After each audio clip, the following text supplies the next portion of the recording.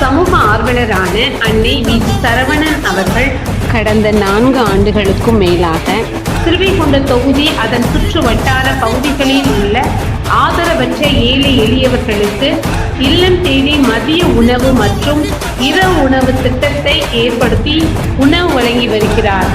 இந்நிலையில் தமிழக வெற்றி கழகத்தின் ஐம்பெரும் கொள்கை தலைவர்களில் ஒருவரான சமூக ஆர்வலர் அஞ்சலை அம்மாளை கொள்கை தலைவராக அறிவித்ததன் ஏற்பால் தமிழக வெற்றி கழகத்துடன் இணைந்து தமிழக வெற்றி கழக தலைவர் தளபதி திரு விஜய் அவர்களின் ஆசையுடன் கழக பொதுச் செயலாளர் அண்ணன் ஹுசேன் ஆனந்த் அவர்களின் வழிகாட்டுதலின்படியும் 1000வது நாள் மதிய உணவு மற்றும் இரவு உணவு திட்டத்தை தமிழக வெற்றி கழகத்துடன் இணைந்து வழங்கி வருகிறார்.